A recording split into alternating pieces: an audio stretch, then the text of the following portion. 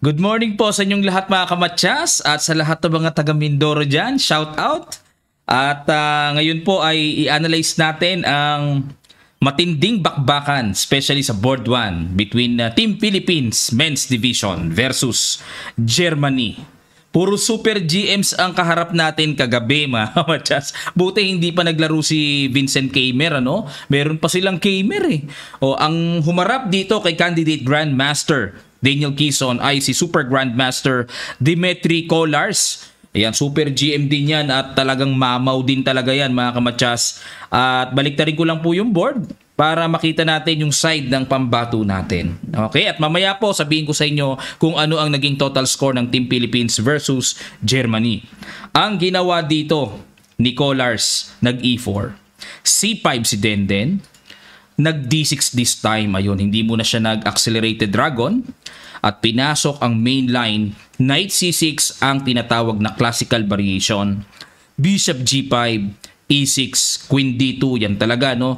Ang simple setup. A6 para ma-prevent yung mga Bishop B5 mamaya. At talo ng Knight, kaya nag-A6.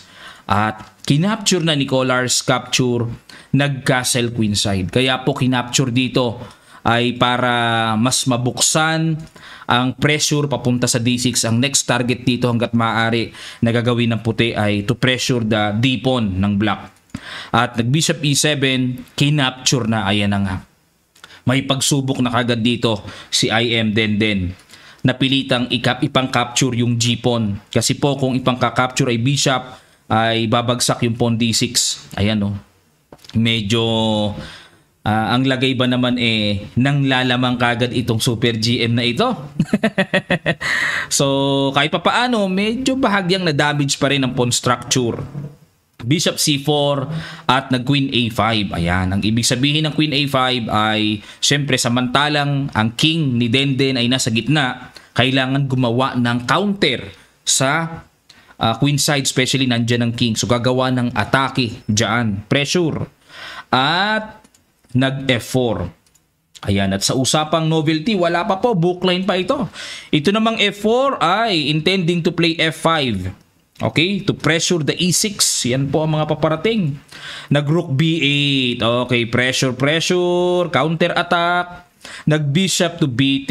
Ayan, Bishop B3 para matakpan ang kahit papaanong pressure dyan. Bishop D7.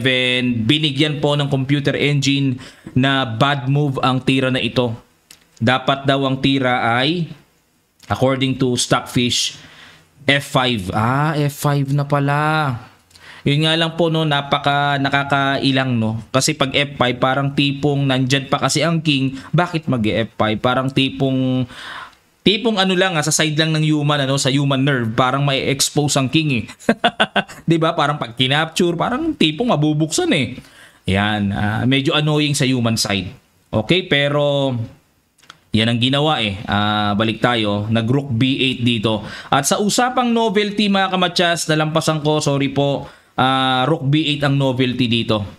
Kasi ang old line ay H5, may tumira ng D5. Ayan, sa mga nagtatanong kasi meron pong masuri sa opening kaya tinatanong ang novelty. So Rook B8 na pala ang novelty ng ating pambato, no? At nag-Bishop B3, Bishop D7 at nag-King B1. Ayan, nag-prophylactic lang muna para safe na yung pawn A2. Pressure din kasi yan At dito nag-H5. So para mapigilan naman yung G4, no, lulubos-lubusin kasi ng puti ng pawn storm yan Rook HE1. Ayan, nagbabadya to play E5 para magkaroon din ng pressure sa D-file. Ayan, puro mga forma-forma lang muna, pero pag pumutok yan nakakatakot Nag C5. Ayan na, C5. Ano plano dito ni Denden? Siguro meron siyang plano to play C4 para kahit pa paano, di ba, magkarga din ng pressure dyan. Nag F5 na. Ayan na po, unang bumira dito si Super GM. So, at dito nag-Rook B4. Ayan, intending to play Rook B4, mga ganon. And yung C4 ang pinaka nakakatakot na threat dyan sa Rook B4 na yan. To play C4 to trap the bishop. Pero dito mga kamatsas, baka mapatanong kayo, Coach, bakit hindi kinapture? Naku po, pag kinapture yan, Yari. Hindi kina-capture po yan. Delikadong delikado. Parang tinulungan pa ang puti. Okay? To create a strong attack. Tapos may knight d5 pa mamaya. Ang dami na, etc. Okay? Kaya hindi pwedeng capturein. Or, hindi rin pwedeng mag e5. Kasi makukuha ng puti ng buong-buo ang d5 square. Kaya dito po sa pagkakataong ito, talagang ini-stay lang talaga yan para ma-maintain na ang control ng black sa d5. So balik tayo sa rook b4 at dito kumapture na, capture at nag a3, rook d4, queen e3 at nag queen b6. Suportahan para may pag kinapture, capture, double, di ba? At nag knight e2, talagang gustong puwersahin ni Super GM na ma-neutralize yan. Capture, capture, at dito nag queen b5. Yun pa rin ang threat. Magsi c4 pa rin para kumaka-counter talaga si Denden nung counter pressure talaga Knight c3, inatake ang queen at nag queen b7. Nag bishop c4. Yan para hindi na makapush c4. Kulit na dyan ang puti. At nag king f7, queen e2, inatake ang a6. A5 at dito mga kamatsas, grabe, kitang-kita naman po sa evaluation bar, losing talaga ang ating pambato, losing na dito pero ang ginawa dito, nag knight d5, ayan. Binigyan ng brilliant move, no, pero dito ang first choice kasi ng computer ay rook b5 rook d5 para atakihin yung pawn sa h5. Mas mabigat pala itong tira na ito, ayan, pero sa evaluation bar mas lumamang ang black ng parang medyo naka-recover ang black ng konti. Pero okay to, no? Mas type po itong rook d5 kasi may threat kagad Ayan. Yan ang base sa analysis ng computer. Pero sa actual ang ginawa, knight d5. Pero binigyan naman niya ng brilliant move din. Ayan. Kaso parang hindi naman force kainin Kaya sabi ko kaya mas maganda yung rook d5 Hindi kasi force kainin yan So ginawa nag queen b8. O di ba? Hindi naman siya force kainin Pag kinain, syempre talo kagad, double Hagip ang reyna. At nag knight e3. Grabe, ito napansin ko to kagabi Sabi ko kako, pag nakita pa itong positional move na ito, talagang wala na, tagilid na tayo. Nakita nga ni Colars yung tira ng computer. Sabi ko, bigat kasi long game kasi, lumalabas talaga tira pag long game. King f8, umiwas na po sa pin. At nag queen f3. King e8, ilag sa f-file pressure. At nag a4. Kaya po umilag kasi may threat kasing e5 Bibitaw ng sacrifice Okay? At nag a4. Yan pa ang isa sa matinding karga dito ni Colars, no? A4. Gusto kasing kunin yung b5 square Yan ang plano Grabe, ang lakas sa positional play, no? Pag kinapture naman yan, hindi pwede. Kasi pag na-capture yung e6, wala na. Bagsakan na yung mga squares dyan ng black. F5 and D5, anytime pwedeng landingan ng knight. Kaya pinapainan dito si Denden na sige, kainin mo yan. O makukuha yung pawn E6. Yun ang plano Pero nag queen B7. Tiyaga lang, kapit lang si Denden. Bahala ka dyan, parang ganon. Akin ang E6, hindi mo makukuha yan. At dito nag rook D3. Ayan, mag-rook lift na, rook B3. At dito nag F5. Okay, so bumira na dito si Denden para magkaroon ng counter pressure, atake sa e4 at syempre to force the white na ma-exchange ang queen. Kasi pag na-exchange ang queen mga kamatsas, medyo giginhawa. Endgame na usapan dito So pag f5 dito ni Denden, medyo parang ang lakas ang dating para sa akin. Bagamat sa evaluation bar, medyo tagilid talaga Nag-rook, hindi pala. Nag-kumapture pala sa f5 sa tira ng computer kasi rook b3. Yun lang. Na bad mo ba si Super GM? Rook b3 daw ang malakas sa tira doon. Yan ang masamang tira dyan ng puti. Capture. Nagkaroon ng pagkakataon si Denden ma-exchange ang queen. At kinapture, bishop to b5. Ayan, para pag na-eliminate ang light square bishop, ay pababagsakin yung pawn sa f5. Pero talagang hinayaan na lang ni Denden. Nagpaka-practical na siya. Ito po, ginamit na niya ang kanyang matinding kaalaman sa endgame. Tama napaka-practical. One pawn down ang black pero nagkaroon ng play. Ganun po yun mga kamatsas kasi papasok diba? Atakihin na yan dyan. May check, mga kalikalikot. Ang ganda ng ginawa. Very practical. So knight e3 para hindi maka-rook g2 sa second rank control. At chumek. Diba? Ang laking bagay mga kamatsas. Nakapangalikot si Denden. Baliktad pa. Ang evaluation bar, slightly better pa tayo. Ang galing, ano? Ang galing ng realization. Nag-rook dito, wala na. Baliktad. Dahil maikli na po ang oras, lamang na naman sa oras si Denden. Magaling sa time management si Denden eh. Bad move na naman. Dapat daw po tira knight c4 eh. Atakihin yung pawn sa a5. Yan, wala na. Bumi na. Bishop g5, good move. Capture. Aba! Bawi ang pawn pero nako, mas dangerous ang datingan dito ng black kasi mas malayo yung pass pawn. Ito po, malapit yan sa king eh. King b3, sunod-sunod ang bad move. Dinipensahan yung pawn pero dapat daw tira dito ay rook b3. Ayun, dapat mabilis at agarang counter. Ganun siguro, sabay capturein yun, sabay ikot pababa para sa likod ng pawn. Ayun.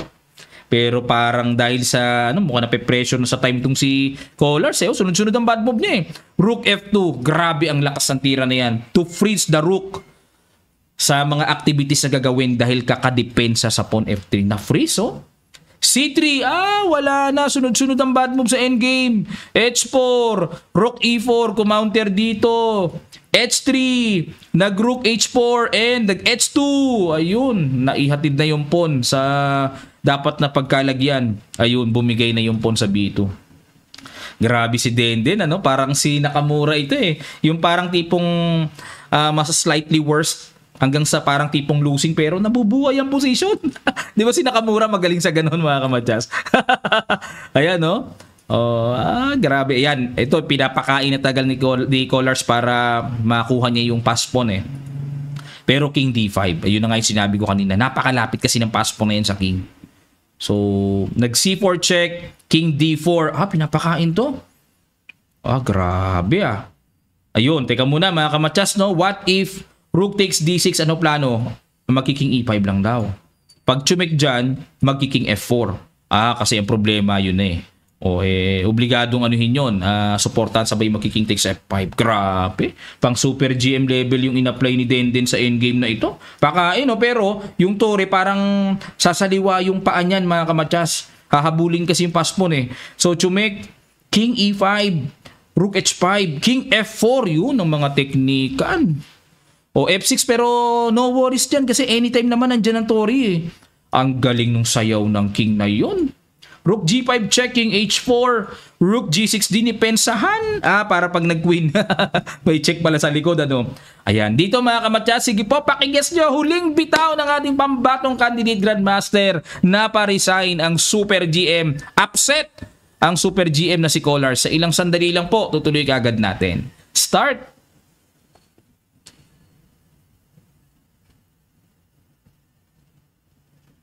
Maraming salamat po mga kabatyas. Nako, grabe, congrats sa nakakita. Simple lang. King H5, resign si Colars. Bakit po? Nakatreat ang Torre, bababa yan, and simple, kakapture na lang yung pawn. May pang-cover pa sa possible check and there's no way to stop the pass pawn na mag-promote ng queen. What a big victory by candidate Grandmaster Daniel Quezon. So mamaya po tingnan natin kung ilang points na lang ba ang kailangan niya para to reach 2,500. Very close to become Grandmaster. 3-1, talo tayo mga kamatyas, pero okay lang. Ang maganda dito panalo tayo kay Denden. Tingnan po natin kung ilan na ang plus dito ni IM Quezon. Ayan po, so nilagay ko na sa chess results.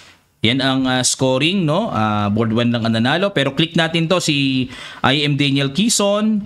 Ayan po, plus 8 siya, Grabe. Grabe pala yung pagkakapanalo sa Super GM na yon. 2 points na lang po ang kailangan to reach the 2,500 and to become the newest Grandmaster ng bansa, mga kamadyas. Ayan, 2 points na lang. Nakpo, kailangan. Pag may nakaharap siyang Super GM, tabla na lang ang kailangan. Wag nang magmadali pa mga kamatyas, no? Hinay-hinay lang. Pag tabla niya, then sigurado lampas na siya ng 2,500 or exactly 2,500 against Super GM, wala na. Kahit na bumaba pa rating niya, once na maabot lang, requirements yun mga kamatyas Isa sa mga requirements yun GM na! Woo! At humihingi po ako sa kanya ng pictures kay GM Torre at kay IM Denden. Ayan, nakakausap naman po natin sila sa Budapest. Okay, napakasaya naman mga kamatyas. Very happy tayo dito sa nangyaring ito. Congrats talaga at konting-konti na lang meron na tayong bagong Grandmaster. Kahit natalo po yung team natin, okay lang, marami pa namang rounds. Importante, si Denden ay very close na to become a Grandmaster. So good luck Team Philippines, kaya pa yan. Huwag po kayong mawalan ng lakas ng loob, no? Marami pang rounds, 11 rounds yan. Bawi na lang tayo sa mga susunod pang mga rounds natin. Okay? Maraming salamat po mga kamatyas. At muli po sa darating na September 23, magpapasimula na po tayo ng online training natin. Lalagay ko po ang complete details sa comment section below. Ipipin ko po para makapag-register na kayo sa mga gusto pong mag-undergo sa ating online training. Ayan, si Coach Kamatyas po ang magtuturo. Ako po magtuturo doon sa beginners, intermediate, and advanced level. Maraming salamat. Magkita-kita pa tayo sa mga susunod pang chess updates.